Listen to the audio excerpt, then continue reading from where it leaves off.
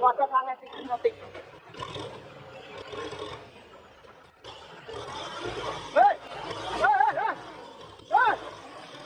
Ê! Cô chết lẹ tay khăn của mình. Ai chết tay chân tay cái khăn gì. Ê! Chết áo ba này. Đang tích chết cái ngăn luôn mà. Chết đang chắc cả đang xây rồi. Nó này, tầm bóng đặt này cô là xây luôn mà.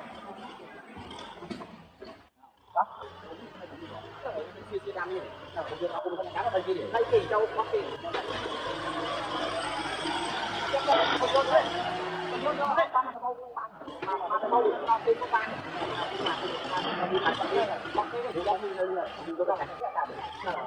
Nè, vô tao bắt tao không mang nè, bắt thật là tao không.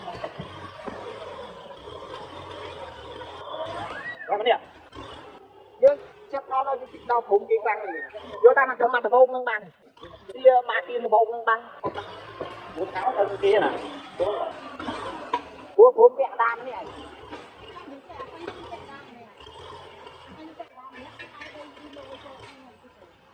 Của ấy còn chưa có thằng nuôi cùng con. Ủa tao bốc nó là vô tao mà tao bốc có thôi. Vô thầm tao mà xây không bán nó chân. Không phải là nó bốc đi thôi, cục sao luôn tư. Ơi! Bạn luôn chân nó.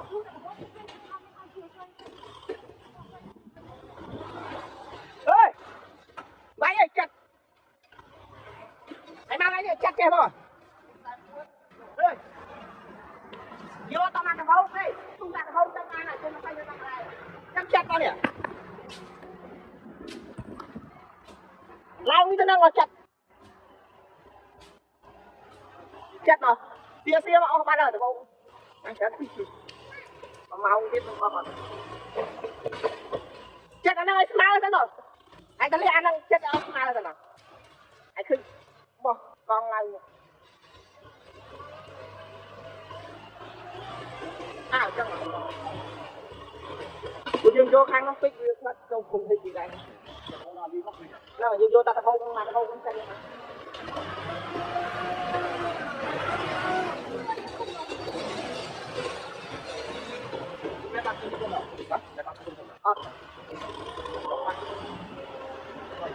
Và đi ra nó còn không phải rồi, ta còn lại kia nhưng mà học ở